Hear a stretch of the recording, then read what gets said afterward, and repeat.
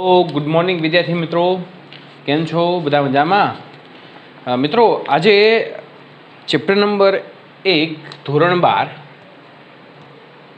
એમાં વિદ્યુત ક્ષેત્રનો ટોપિક આપણે ગયા લેક્ચરમાં ભણ્યા હતા. એનું સૂત્ર મેઇન આ રીતે છે: E is equal to KQ upon R², otherwise K is equal to થશે 4πε0 Q અપોન R². તો આ સૂત્ર ઉપર આધારિત આજે આપણે દાખલા ગણશું. પછી એક સૂત્ર આ પણ જોયું હતું, F is equal to QE.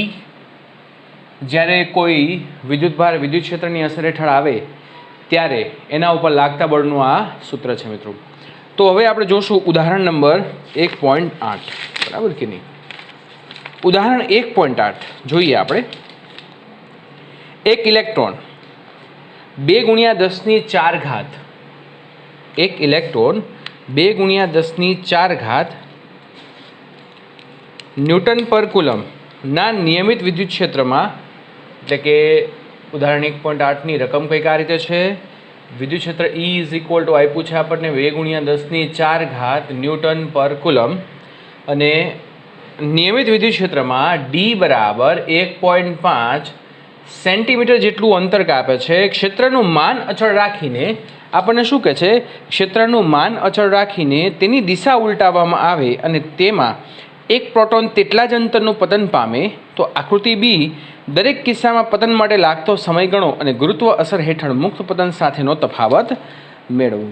તો મિત્રો, અહીંયા આપણે શું કામ કરવાનું છે? આપણને એવું કીધું છે કે કોઈ વિદ્યુત ક્ષેત્ર આ રીતે છે.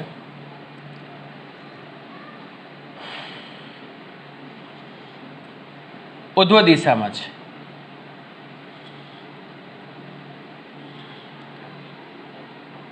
બરાબર, અને એક ઇલેક્ટ્રોન છે એ મુક્ત પતન કરે છે. વિદ્યુત ક્ષેત્રની દિશા પ્લસથી શું હોય? Minus.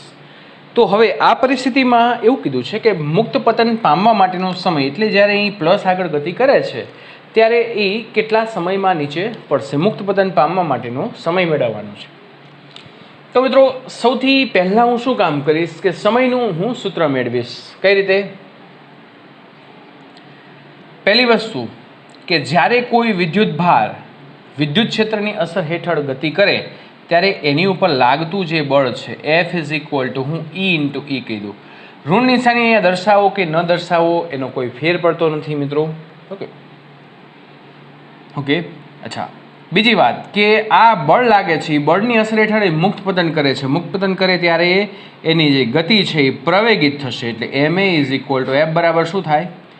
MA is equal to શું થશે? E into E.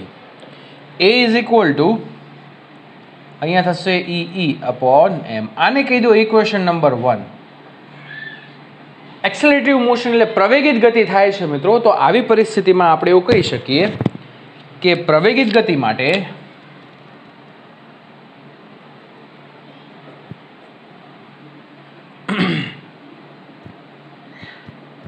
મુક્ત પતન કરે છે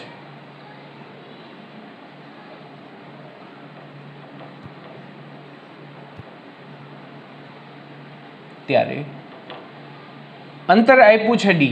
સૂત્ર આપણે આ વાપરશું. D is equal to V0t plus 1/2 AT². Okay. A is equal to શું થશે? EE upon M. સો મુક્ત પતન પામે ત્યારે પ્રારંભિક વેગ શું થાય છે? 0. તો D is equal to 0 plus 1/2 AE upon M into અહીંયા શું થશે? T². લો મિત્રો, હવે આપણે બહુ કામ સિમ્પલ થઈ ગયું. ટીને કરતા તરીકે બનાવો તો 2MD અપોન EE, અને બંને બાજુ લઈ લેશું આપણે વર્ગમૂળ.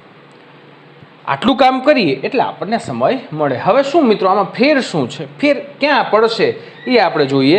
હવે આપણને એવું કીધું છે કે જો વિદ્યુત ક્ષેત્રનું માન અચળ રાખીને, માન એટલે મૂલ્ય એટલું જ રાખો પણ એની દિશા ઉલટાવી નાખો, અને અહીંયા પ્રોટોનને આપણે મુક્ત પતન કરાવીએ છીએ, તો આવી પરિસ્થિતિમાં સમયનું સૂત્ર તો આ જ થશે. પણ ઇલેક્ટ્રોનની વાત કરીએ તો અહીંયા ઇલેક્ટ્રોનનો દળ ME થશે, બાકી બધું એનું E. જો પ્રોટોનની વાત કરીએ તો TP ઇઝ ઇક્વલ ટુ શું થશે? √2mp into d अपॉन શું થશે E ઇન્ટુ E. તો હવે અહીંયા આપણે શું કામ કરવાનું છે, આટલું કામ કરશું આપણે કે આની અંદર દળ જુદા જુદા વસ્તુના દળ મૂકી દઈએ આપણે. ચલો આપણે TE માટે કામ કરશું. આપણે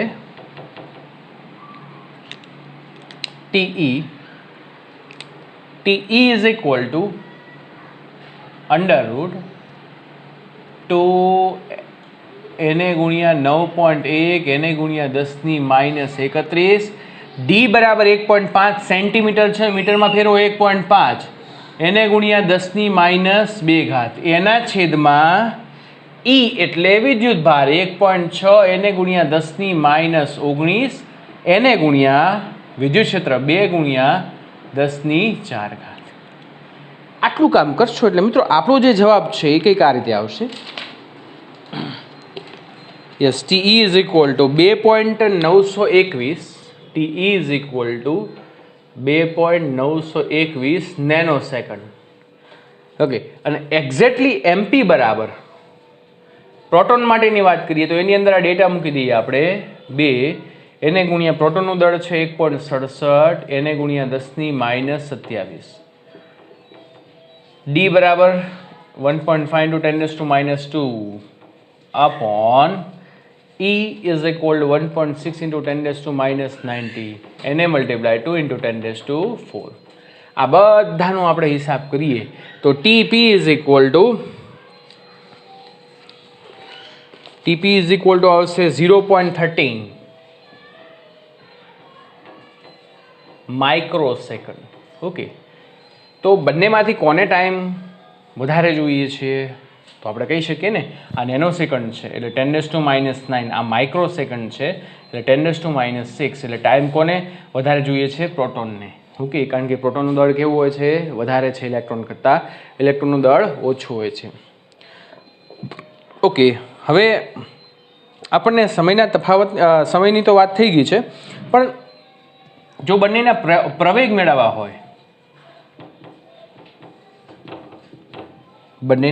મેળવવા હોય, તો AP ઇઝ ઇક્વલ ટુ પ્રવેગ માટે તો આપણે સીધું સૂત્ર વાપરશું EE અપોન MP. આ કામ જાતે કરવાનું છે. AE is equal to EE upon ME. તો આટલું કામ જાતે થઈ જાય તો બંનેના શું મળશે આપણને? પ્રવેગ. બરાબર ને? જેનું દળ વધારે હોય એનો પ્રવેગ ઓછો આવશે, જેનું દળ ઓછું એનો પ્રવેગ કેવો આવે? વધારે. એટલે પ્રવેગિત ગતિ કોની વધારે થાય છે? ઇલેક્ટ્રોનની. પ્રોટોન કરતાં એની પ્રવેગિત ગતિ વધારે હોય છે. બરાબર. ચલો, ત્યાર પછી આપણે એના પછીનો સમ જોવાનો છે 1.9. આજના એક્ઝામ્પલ આપણી માટે વેરી મોસ્ટ ઇમ્પોર્ટન્ટ છે. ઓકે,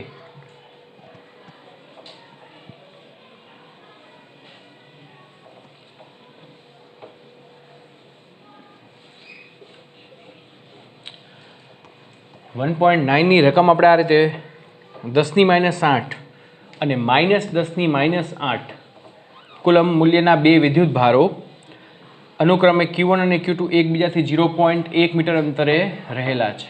ઓકે, અચ્છા, તો હવે આકૃતિ કંઈક આ રીતે બનશે કે આકૃતિ દોરવાનો પ્રયત્ન કરીએ. આપણને ટેક્સ્ટ બુકમાં તો આપેલી જ છે આકૃતિ. અહીંયા એ બિંદુ આગળ 10⁻8 કુલમ છે અને બી આગળ -10⁻8 કુલમ છે. આ ધન વિદ્યુત ભાર છે, આ ઋણ વિદ્યુત ભાર છે. બંનેના મૂલ્ય સમાન છે 10⁻8, 10⁻8 અને બંને એકબીજાથી 0.1 મીટર અંતરે રહેલા છે. ઓકે, હવે શું કહે છે? તો એ, બી અને સી બિંદુએ વિદ્યુત ક્ષેત્ર મેળવો. તો એ બિંદુ અહીંયા છે. ઓકે, આપણે એક કામ કરીએ, આપણે આને Q1 કહી દઈએ, આને શું કહી દઈશું? Q2. અને અહીંયા એ બિંદુ છે, એક્ઝેક્ટલી અહીંયા શું છે? સી બિંદુ છે અને અહીંયા બી બિંદુ છે. બરાબર કે નહીં મિત્રો? તો આ ત્રણેય જગ્યાએ આ વિદ્યુત ભારને કારણે ઉદ્ભવતું આપણે વિદ્યુત ક્ષેત્ર મેળવવાનું છે. તો સૌથી પહેલું કામ જે અહીંયા હું મિત્રો કરીશ એ દિશાકીય રીતે કામ કરીશ. પહેલાં હું બધાને જોડી દઉં. અચ્છા, આનું જે વિદ્યુત ક્ષેત્ર છે એ આ રીતે કરી નાખું.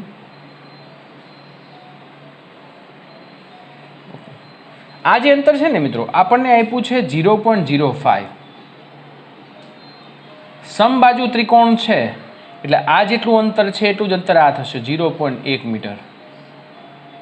બરાબર. આકૃતિમાં આપણને કે કહી દીધું છે આ પણ 0.1 મીટર જેટલું અંતર છે. બરાબર. તો ક્રમશઃ આપણે એ બી અને સી બિંદુ આગળ વિદ્યુત ક્ષેત્ર મેળવવાનું છે.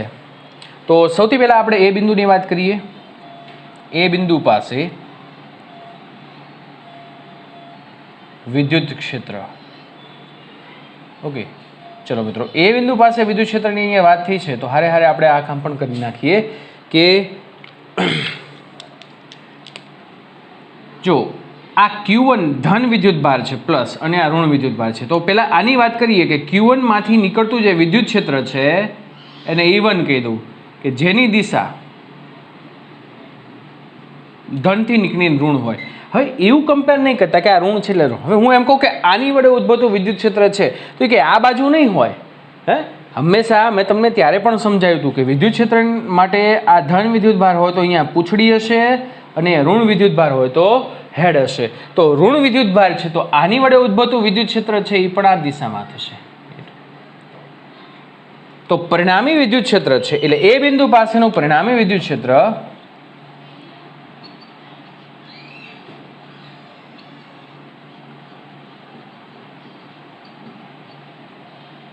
EA ઇઝ ઇક્વલ ટુ શું થશે મિત્રો? E1 plus E2. બંનેનો સરવાળો થાય કારણ કે બંને એક જ દિશામાં છે અને સદિશ રાશિનો હિસાબ કરતા હોય જ્યારે એક જ દિશામાં હોય મિત્રો ત્યારે બંનેનો શું થશે મિત્રો? સરવાળો. ચલો હવે આપણે બીજી મહત્વની વાત કરી નાખીએ.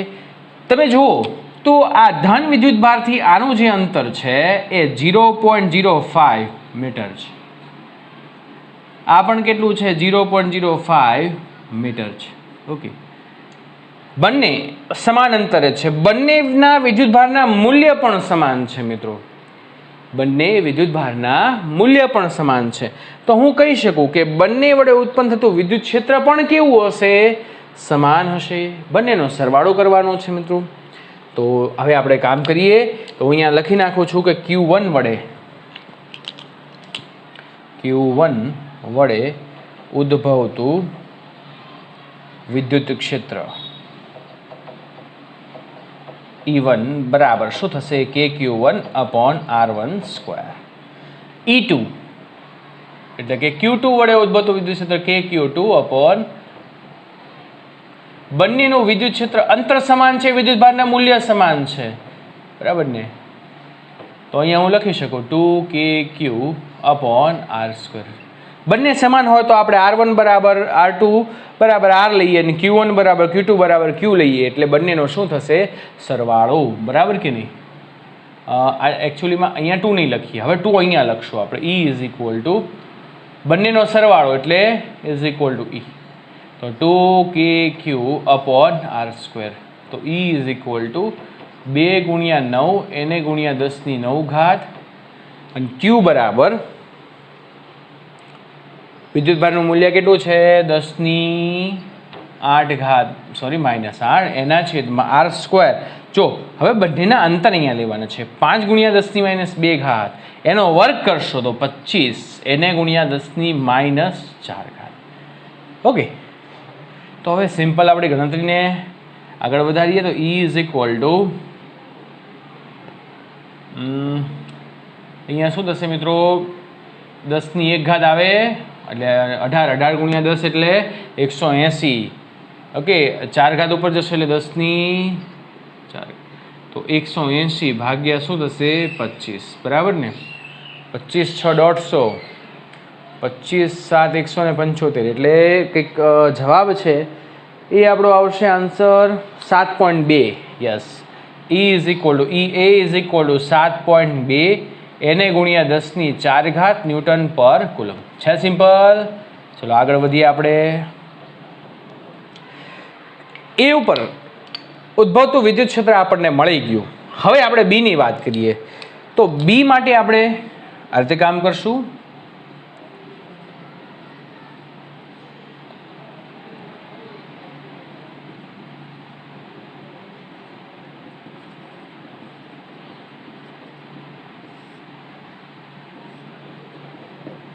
ઓકે, તો અચ્છા અહીંયા જે વિદ્યુત ક્ષેત્ર મેળવવાનું છે તો આ પ્લસ વિદ્યુત ભાર છે તો પ્લસમાંથી નીકળીને ક્યાં જશે? ઋણમાં, એટલે આને E1 કહીએ. હવે ઋણ આ બાજુ છે તો ઋણનું વિદ્યુત ક્ષેત્ર આ બાજુ આવશે E2. જો મિત્રો આ વખતે બંને વિદ્યુત ક્ષેત્રની દિશા કેવી હશે? જુદી જુદી હશે. આ ધન છે તો ધનમાંથી નીકળીને ઋણમાં, આ ઋણ છે તો અહીંથી નીકળીને આ બાજુ, કારણ કે બંનેની દિશા અહીંયા ધનમાંથી નીકળીને ઋણ છે તો અહીંયા અંદર જશે, બરાબર, એટલે અહીંયા દિશા એક હતી. અહીંયા બંનેની દિશા કેવી છે? વિરુદ્ધ છે. તો આ વખતે અહીંયા EB ઇઝ ઇક્વલ ટુ પરિણામી વિદ્યુત ક્ષેત્ર EB ઇઝ ઇક્વલ ટુ લખી શકો. અચ્છા, E1 માઇનસ E2 કરું કે E2 માઇનસ E1 કરું? તો બધાને ખબર છે કે વિદ્યુત ક્ષેત્ર છે E ચલે છે 1/r², જેનું અંતર વધારે હશે તેનું વિદ્યુત ક્ષેત્ર ઓછું હશે. તો અંતર કોનું વધારે છે? ઋણનું કે ધનનું? તો દેખાય આવે, અંતર ઓછું છે, આ અંતર વધારે છે. તો જેનું અંતર વધારે હોય એનું વિદ્યુત ક્ષેત્ર ઓછું હશે, એટલે Q2 વડે ઉદ્ભવતું વિદ્યુત ક્ષેત્ર ઓછું હશે. એટલે અહીંયા E1 માઇનસ મારે શું લખવાનું છે? વિદ્યુત ક્ષેત્ર આ વખતે જુદા જુદા થશે કારણ કે અંતર બદલાઈ ગયા. આખું અંતર કેટલું થશે મિત્રો? 0.15 મીટર. 0.1 પ્લસ 0.05. તો કરો હિસાબ. EB ઇઝ ઇક્વલ ટુ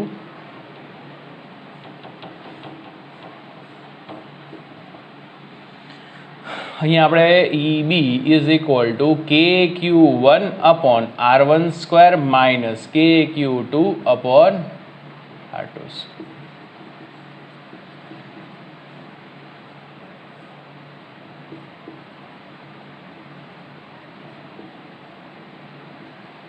બરાબર. તો EB K બરાબર 9 ગુણ્યા 10⁹. ઓકે, અંદર Q1 બરાબર 10⁻8, R1 બરાબર 0.05 એનો વર્ગ એટલે 25 ગુણ્યા 10⁻4 માઇનસ Q2 10⁻8 એના છેદમાં આ 0.15 એનો વર્ગ શું થશે? 0.0225. એટલે એક કામ કરી તો આપણે, ઓકે વાંધો નહીં, આમ રાખો તો હાલે, બરાબર. અને આ બધાનો હિસાબ કરશો મિત્રો એટલે આપણું જે પરિણામી જવાબ છે એ 3.2 ગુણ્યા 10⁴ આવશે. EB બરાબર શું થશે? હું અહીંયા સીધો જવાબ લખું છું, ગણતરી નથી કરતો. 3.2 એને ગુણ્યા 10⁴ ન્યૂટન પર કુલમ. રાઈટ. ચલો, આ EB એટલે કે બી બિંદુ ઉપર ઉદ્ભવતું વિદ્યુત ક્ષેત્ર. હવે C ની વાત કરીએ. C બિંદુ ઉપર ઉદ્ભવતું વિદ્યુત ક્ષેત્ર. C બિંદુ ઉપર ઉદ્ભવતું વિદ્યુત ક્ષેત્ર. અચ્છા, તો મિત્રો મારે અહીંયા C બિંદુ ઉપર ઉદ્ભવતું વિદ્યુત ક્ષેત્ર મેળવવું હોય તો આ ધનમાંથી અહીંયા વિદ્યુત ક્ષેત્રની દિશા ઋણ જાય, અને આ ઋણ છે તો ઋણમાં ક્યાં આવશે? અંદરની બાજુએ. તો આવી પરિસ્થિતિમાં પરિણામી, અચ્છા આ ખૂણો છે એ 60 નો થાય તો આ E1 અને આ E2 બંને વચ્ચેનો ખૂણો આ કેટલો થશે? 120. અને મિત્રો 120 નો ખૂણો જો તો આમ આખો 180 થાય, આ 60 નો હોય તો આ કેટલો થશે? 120. તો C બિંદુ. અચ્છા, હવે અહીંયા મારે તો બંનેની દિશા એવી છે કે ના એકબીજાથી વિરુદ્ધ કે ના એકબીજાની દિશામાં. તો આવી પરિસ્થિતિમાં આપણે પરિણામી સદિશ લેવો પડે. તો આને સમાંતર ઘટક અહીંયા લ્યો, આને સમાંતર ઘટક અહીંયા લેશો, બરાબર. તો અહીંયા પરિણામી સદિશ છે. અચ્છા, હું થોડું મિત્રો આને ઇરેઝ કરું છું હવે, બરાબર ને, એટલે આપણને વ્યવસ્થિત દેખાય. તો 120 ડિગ્રી. તો અહીંયા આપણે પરિણામી સદિશ મેળવવું હોય તો EC is equal to √ E1² plus E2² plus E2 E1 E2 cos 120. હવે મહત્વની વાત બીજી, જો બંને વિદ્યુતભારના મૂલ્ય સમાન, બંનેના અંતર સમાન, તો ડેફિનેટલી બંનેના વિદ્યુત ક્ષેત્ર પણ સમાન થાય. ઓકે, તો હું અહીંયા કહી શકું E1 is equal to E2 is equal to E. અત્યારે હું આ રીતે લખી નાખું છું. તો EC is equal to √e² plus e² plus 2e².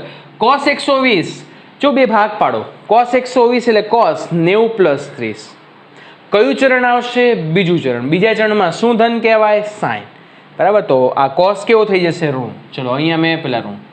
હવે 90 ડિગ્રી છે તો વિધેય બદલાશે, તો સાઇન. સાઇન 30 એટલે 1/2 થઈ ગયો હિસાબ. 2 થઈ ગયા કેન્સલ. 2e² માઇનસ e², તો અહીંયા થઈ ગયું e², તો અહીંયા થઈ ગયું e. EC is equal to e. તો અહીંયા થશે KQ અપોન r². e બરાબર શું થશે મિત્રો? KQ upon r². બસ, તો હવે આની અંદર કિંમત મૂકવાની છે, બીજું કાંઈ નથી. 9 ગુણ્યા 10⁹ 1.6 સોરી 10⁻8 અને 1.6. એક મિનિટ, અંતર આપણને 0.1, તો 0.1 નો વર્ગ શું થાય મિત્રો? મીટરમાં જ છે બધા અંતર, બરાબર કે નહીં? તો આપણે એને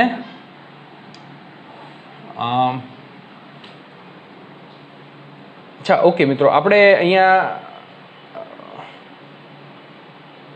કે 0.1 નો વર્ગ કરવાનો છે આપણે, બરાબર કે નહીં? હા, તો અહીંયા આ રીતે થશે 1 ગુણ્યા 10⁻². ઓકે, તો આટલોનો હિસાબ કરશો એટલે EC બરાબર આવે છે 9 ગુણ્યા 10⁻3 વર્ગમૂળ 9 ગુણ્યા 10⁻3 ન્યૂટન પર કુલમ. ઓકે, તો મિત્રો આ આપણો જવાબ છે આપણે બધાને. યસ, ચલો તો આ આખો દાખલો આપણો પૂરો. વ્યવસ્થિત દાખલાને સમજો, ઇમ્પોર્ટન્ટ છે આપણી માટે. ઓકે, ચલો નેક્સ્ટ આપણે આગળ વધીએ છીએ હવે સ્વાધ્યાયના દાખલામાં.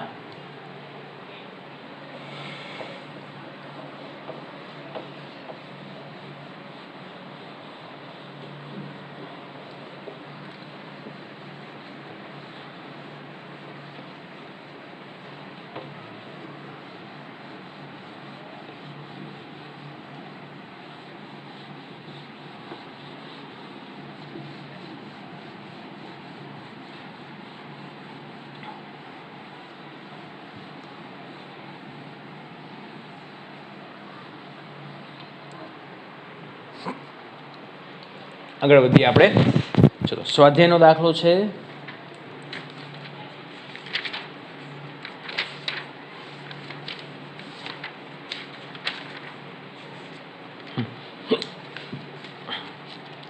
એક 1.8 સ્વાધ્યાયનો 1.8. બે બિંદુવત વિદ્યુત ભારો QA બરાબર 3 માઇક્રોકુલમ છે, QB બરાબર -3 માઇક્રોકુલમ છે. એકબીજાથી શૂન્ય અવકાશમાં 20 સેન્ટીમીટર દૂર રહેલા છે.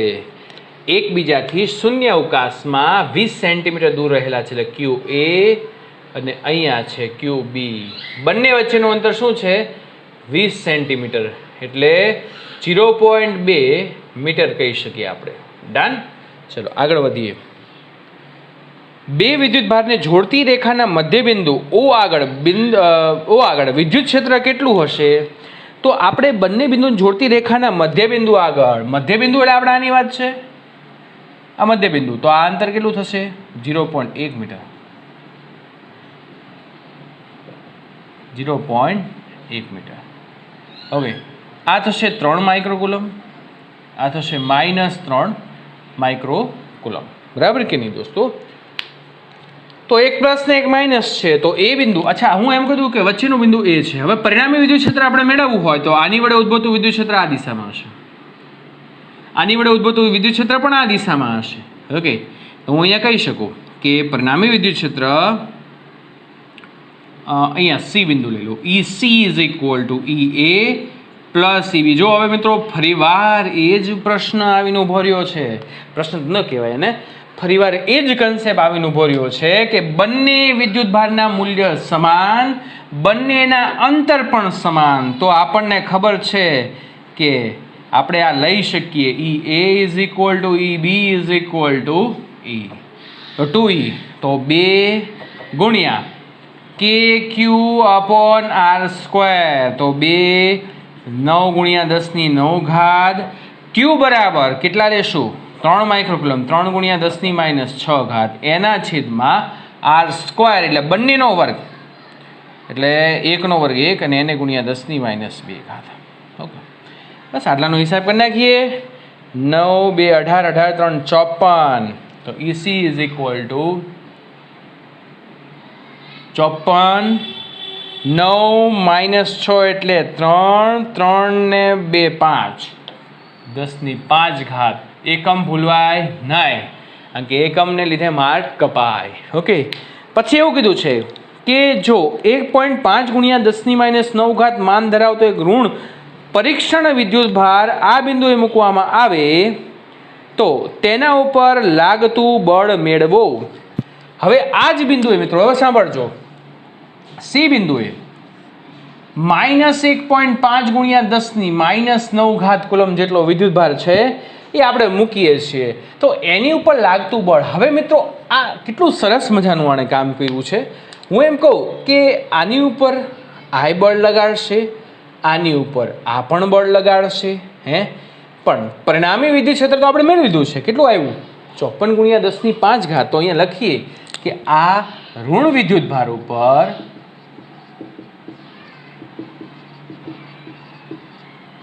લાગતું બળ. અને મિત્રો જ્યારે પણ કોઈ વિદ્યુત ભાર એ વિદ્યુત ક્ષેત્રની અસર હેઠળ આવે ત્યારે એની ઉપર જે બળ લાગે છે મિત્રો એ F = Q0 તો Q0 બરાબર શું થશે પરીક્ષણ વિદ્યુત ભાર જેને આપણે લાવીએ છીએ -1.5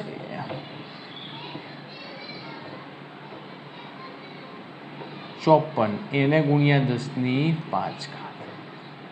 તો 54 × 1.5 કરવું પડે આપણે અને એ છે એનો આન્સર આપણે જોઈ લઈએ છીએ મિત્રો. યસ -8.1 × 10⁻3. પોઈન્ટને આગળ પાછળ લઈ જવાનું છે ન્યૂટન પર કુલમ. પણ આ બળની દિશા પરિણામી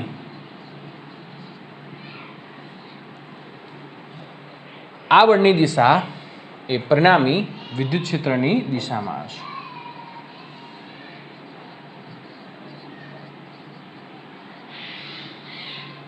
કારણ કે બંનેને આ બાજુ વિદ્યુત ક્ષેત્ર છે તો પરિણામી બળની દિશા પણ ક્યાં હશે આ બાજુ એટલે કે -3 માઇક્રોકુલમ વિદ્યુત ભારની દિશામાં. ઓકે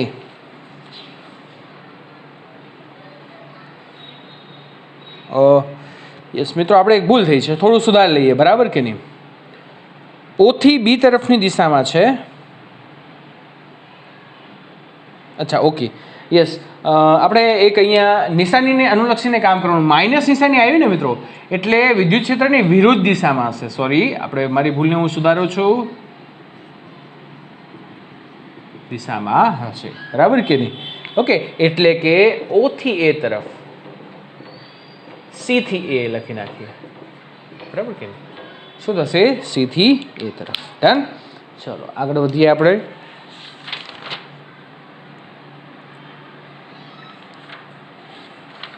યસ ચલો હવે આપણે બીજું છે એ નેક્સ્ટ લેક્ચરમાં જોશું. આટલો લેક્ચરમાં આપણે આ 3 દાખલા ગણીએ. મોસ્ટ ટાઈમ બી છે વ્યવસ્થિત કરી નાખજો કચાશ નહીં છોડતા મિત્રો. ઓકે ચલો નેક્સ્ટ ટાઈમ આપણે અભ્યાસ કરશું. ત્યાં સુધી બધાને થેન્ક યુ વેરી મચ. પછી મળ્યા. Good bye. Take care.